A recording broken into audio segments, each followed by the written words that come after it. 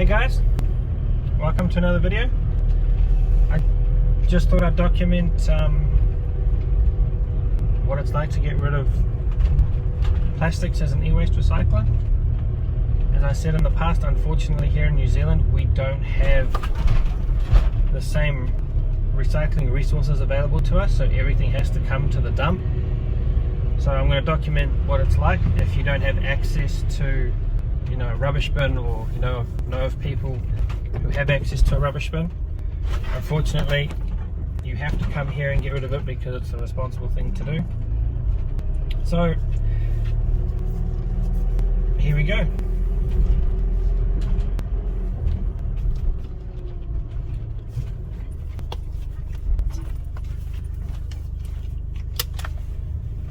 How much further forward can I go? Whoa.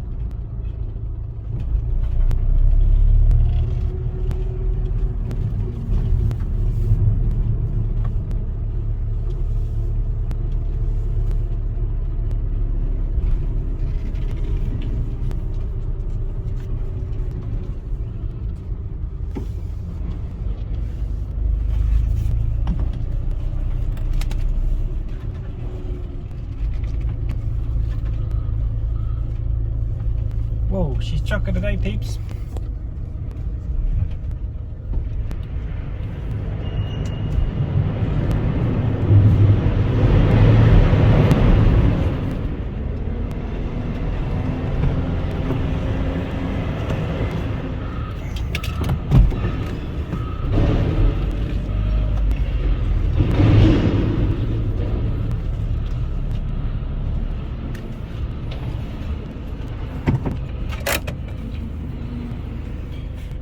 So here we go, guys.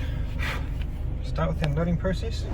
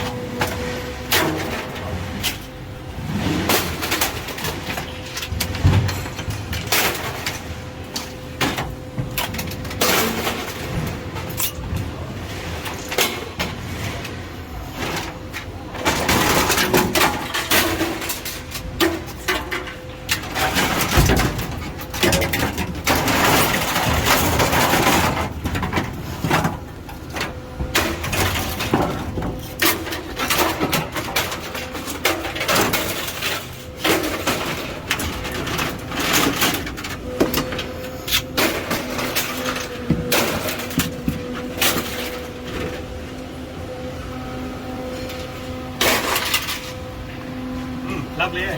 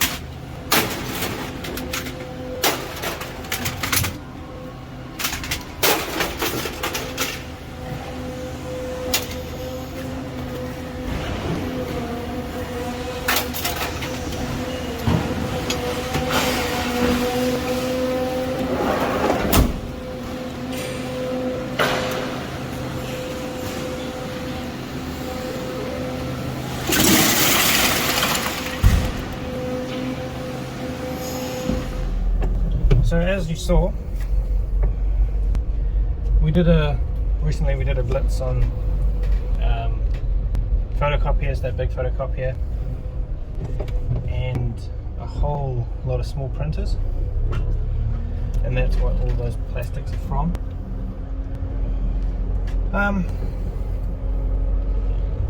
Unfortunately, that's the nature of the game. If the facilities don't exist, then we can't recycle. If those facilities existed, I'd happily take all those plastics to recycling, because they are just predominantly like high intensity polystyrene, like your number 6 or number 7, I think. But unfortunately, most of those plastics will just end up at landfill, simply because New Zealand just doesn't have the invested interest in wanting to recycle those types of plastics. So here we are again on the weighbridge. We're about to find out how much we weighed and see what costs involved. So as an e-waste recycler, I have the privilege of using, or the permission to use, a bin from time to time. So back up.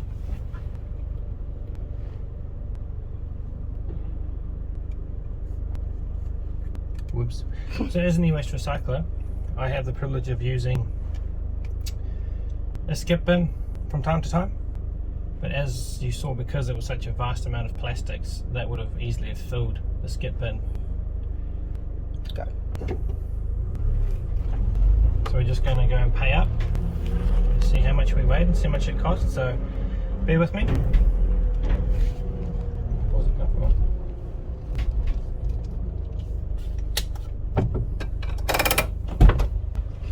Thanks, man.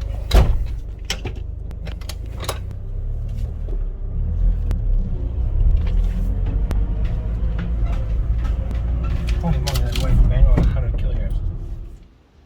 Hey guys, welcome back.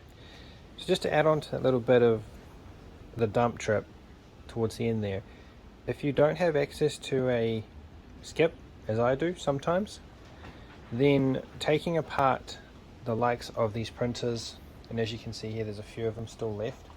I'm not sure if I ever showed you here, but they were stacked up to where this TV is, and they were stacked up as high as this one is here.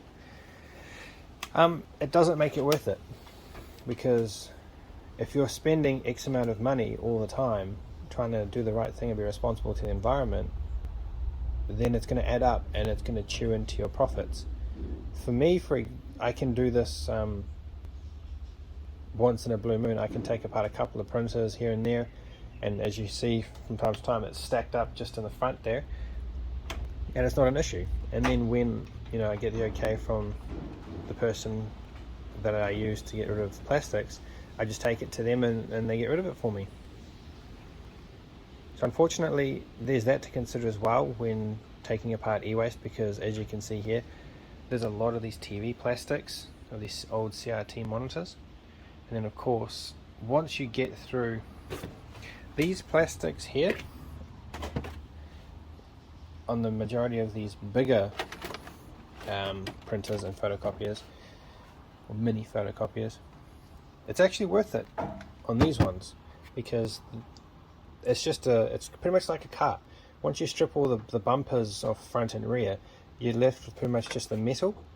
Same with these. Once you take the plastics off the sides and the front, the top and the bottom, sides and the top and bottom, you're left with a steel cage. As you can see from an example there, I think that's the bottom of one of them, and yeah, so as you can see there's the steel frame, and with the CRT plastics, because they're so bulky, it makes it very hard to get rid of them, in household waste, unless you cut them up. Then you can fit them into like a black sack that we use here for our rubbish bags.